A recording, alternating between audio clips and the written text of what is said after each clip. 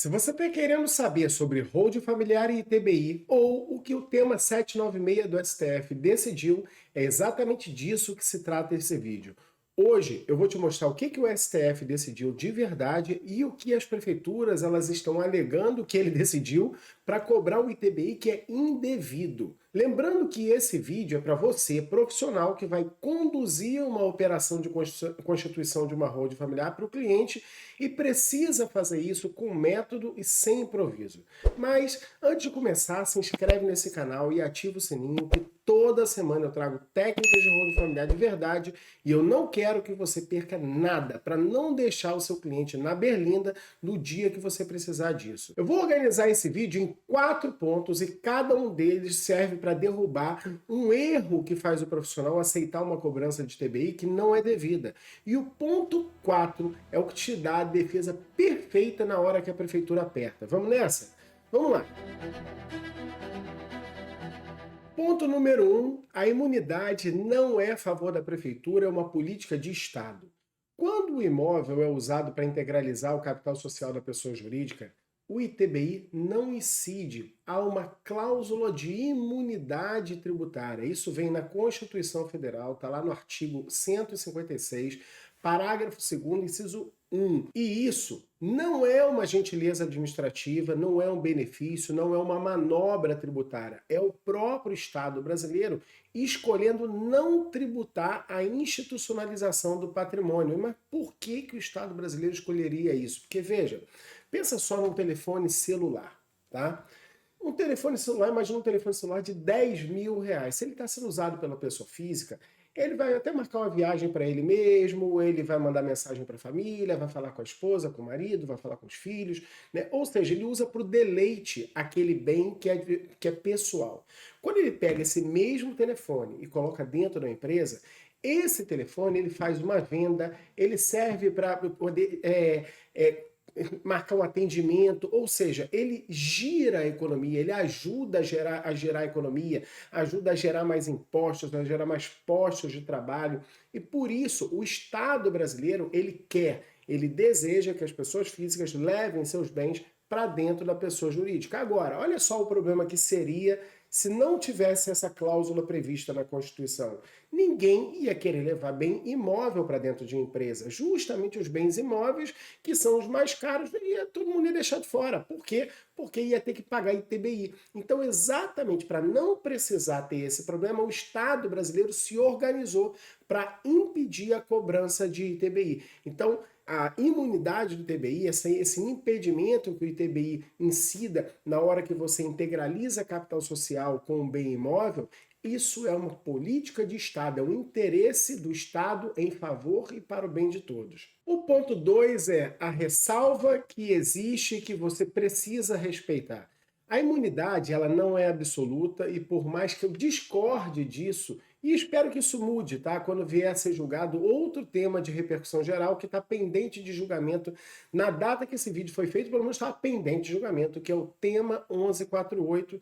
Apesar de eu não concordar com isso, enquanto o tema 1148 não decidir, o fato é que hoje as prefeituras elas te cobram o ITBI se você quiser utilizar o imóvel para alguma atividade imobiliária, como, por exemplo, alugar esse imóvel, tá? E aqui vale fazer um breve parêntese para parabenizar a atuação do escritório do professor Sacha Calmon e da professora Misabel Oderzi, em que eles estão funcionando ali como patronos de um dos amigos Curia e estão tendo uma atuação brilhante nesse tema do ITBI, já não é a primeira vez, em outros momentos aí no país eles vêm fazendo essa discussão com muita maestria. Veja, lá no artigo 156, parágrafo 2º, inciso 1 da Constituição, está escrito que não incide o ITBI em dois grupos de atos. O primeiro é em realização de capital, é um grupo de um ato só, realização de capital. E o segundo grupo é fusão, cisão, extinção e incorporação de pessoa jurídica. E aí, esse dispositivo, quando ele cria a ressalva da atividade imobiliária, ele cria a ressalva só para o segundo grupo. O problema É que as prefeituras não entendem assim. Eles querem impor a ressalva para todos. Hoje, o que tem é isso. Se a pessoa jurídica que recebe o imóvel tiver atividade imobiliária preponderante, a imunidade ela cai e ela vai ter que pagar ITBI, mais a multa e mais os juros. E atenção ao detalhe que pega o profissional que trabalha na base do improviso. Para uma empresa nova, como costuma ser o caso de uma célula-cofre, que a gente constitui para receber os bens da família, a preponderância ela só vai ser apurada depois, nos 3 primeiros anos depois da aquisição dos imóveis. Por isso, a célula-cofre não pode sair alugando imóvel nos primeiros anos. Se o cliente precisa explorar a locação, o ideal é a montagem de uma outra célula para poder fazer isso, mas não pela célula-cofre. Ponto 3. O que o tema 796 do STF decidiu de verdade e o que ele não decidiu. Antes de dizer a decisão, deixa eu explicar o caso, tá?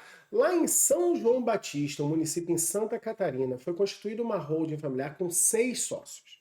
O capital social era de R$ 24 mil e eles utilizaram 18 imóveis que somavam R$ 800 mil na época. R$ 800 mil era o valor da declaração de imposto de renda, beleza?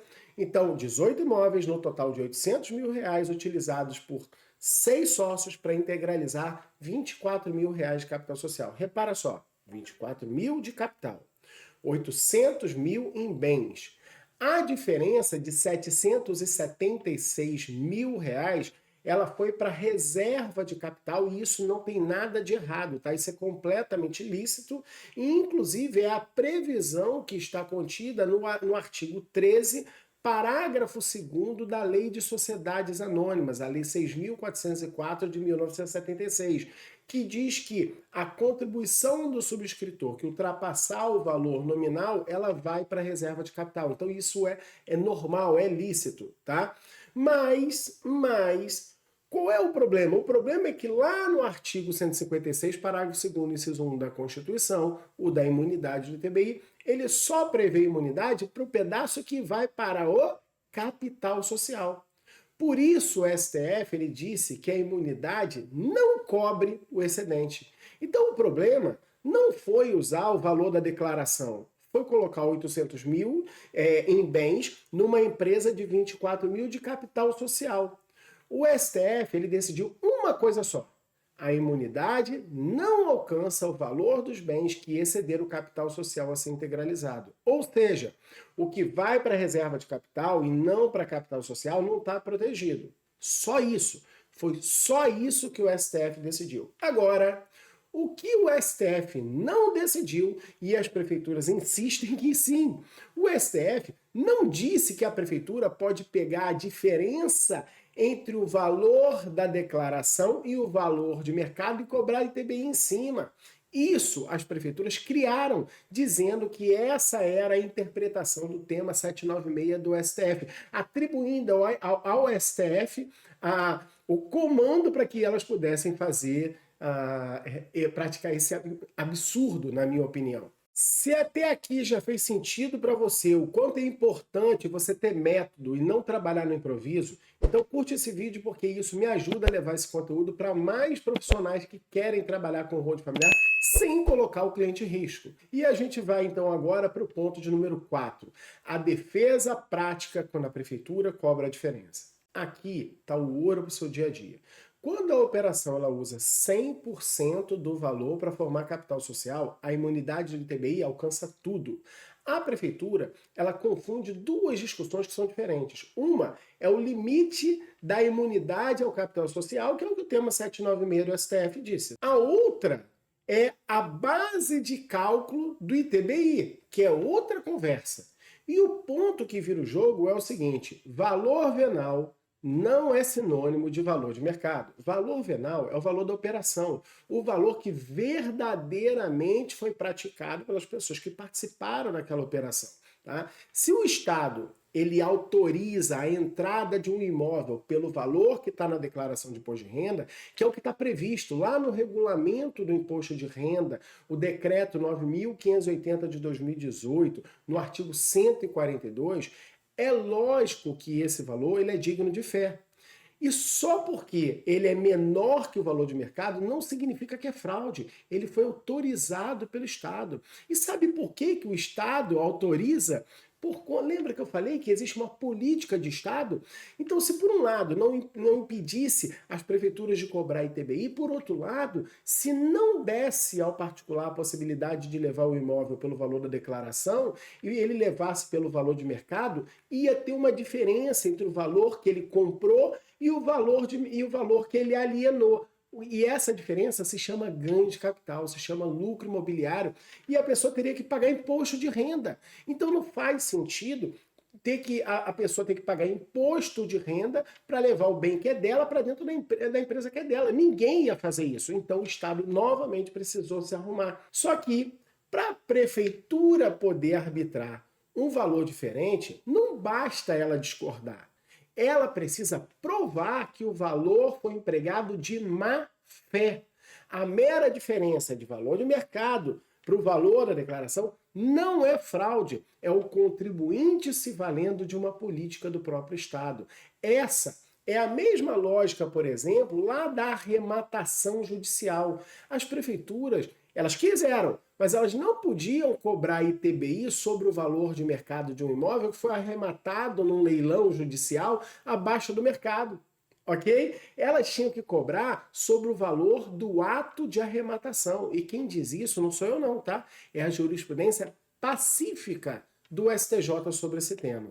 Deixa eu te dar um exemplo disso. Imagina um imóvel que está na declaração de imposto de renda do seu cliente por 300 mil reais, tá? E o valor de mercado desse imóvel é de R$ 1 milhão. Se você usa o imóvel inteiro, integralmente, para integralizar a capital social, e integralmente quanto? O valor que está lá na declaração de imposto de renda. E por quê? Porque o Estado te autorizou. Lembra lá do decreto 9.580, artigo 142? Mas e por que a prefeitura deveria aceitar isso se a regra é federal e não é municipal e o ITBI é um tributo municipal? Primeiro, porque não existe lei municipal que diga que a cobrança deve ter por base o valor de mercado, mas o valor venal. E ainda que a lei municipal dissesse isso, ou eventualmente tem algum município que diga dessa maneira, seria inconstitucional, porque estaria em desacordo com o Código Tributário Nacional e, por conseguinte, com o Sistema Tributário Nacional, que a previsão é o valor venal e não o valor de mercado. Além disso, o STJ ele já disse que se um ente federativo ele age para atrapalhar a política de incentivo fiscal do outro, esse ato é ilícito. É ilícito porque fere o princípio do pacto federativo e também fere a segurança jurídica, porque frustra a justa expectativa que foi criada pelo contribuinte de que ele teria aquele benefício. Mas o que a gente está vendo acontecer na prática, rapaz, é completamente o contrário disso. A prefeitura ela reconhece a imunidade sobre os 300 mil, mas ela quer cobrar ITBI sobre a diferença sobre os 700 mil. Isso não faz sentido. Mas a pergunta certa não é qual o valor de mercado do imóvel, é quanto do imóvel foi utilizado para realizar a capital social. Se os 300 mil inteiros viraram capital social, a imunidade cobre a operação toda e o tema 796 não autoriza a cobrança de diferença, porque aqui não foi usado um pedaço para capital social e outro pedaço para reserva de capital. Mas e se a prefeitura ela não concordar com esse argumento? Calma que esse não é o fim do mundo, porque tem solução para isso. O ITBI ele é só uma etapa da institucionalização do patrimônio. Antes de começar, tudo vem com o diagnóstico numa sessão de viabilidade. Depois tem o desenho do sistema num croquis estrutural. E aí então vem a decisão de qual valor você vai usar. Depois vem a opção de qual célula vai receber o quê. Seguindo esse método, aí sim, na hora de executar o plano, o caminho não é confrontar a prefeitura por um simples fato. Entre a minha opinião, que a prefeitura está errada, e levar isso para a justiça, nós estamos falando de colocar o cliente numa espécie de quarentena de 10 anos, 15 anos ou até mais, até o dia que essa coisa chegar em última análise no STF. E ainda vai colocar o cliente para pagar o ITBI hoje, num depósito judicial para poder reaver lá na frente se ganhar. E ainda correr o risco de perder e ter que pagar sucumbência. Meus amigos, Esse não é o caminho mais bacana para entregar ao cliente. Eu não tenho o direito de fazer laboratório com o patrimônio dos outros. Se a gente quer contestar a ilegalidade ou a inconstitucionalidade dos atos das prefeituras, o melhor caminho é buscar as entidades legitimadas para propor, por exemplo, ações civis públicas e ações e arguições de inconstitucionalidade. No nosso dia a dia, o caminho que eu ensino para os meus alunos é, primeiro, buscar saber na prefeitura qual é o modus operandi deles.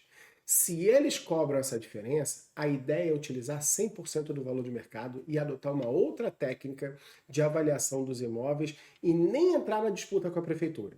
Tá? E aí você vai retratar isso lá na contabilidade para a Receita Federal, para também não ter imposto de renda sobre ganho de capital. Mas isso eu vou te ensinar num outro vídeo específico sobre esse tema, porque isso dá mais de uma hora de aula fácil, fácil. O que é mais importante aqui nesse estudo e que você precisa tomar como lição é que saber isolar o tema 796, a base de cálculo e a atividade preponderante é isso que separa quem aceita uma cobrança da prefeitura de quem conduz o procedimento com método, sem colocar o patrimônio do cliente em risco. Agora que você entende o ITBI na entrada do imóvel na holding familiar, o seu próximo passo é ver como levar os bens da pessoa física para dentro da estrutura do jeito certo.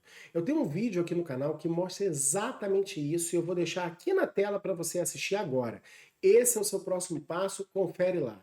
Meu nome é Márcio Carvalho de Sá e toda semana eu ensino técnicas como essas aqui nesse canal. Então se inscreve e ativa o sininho para não perder nada, porque holding familiar é método, não é improviso.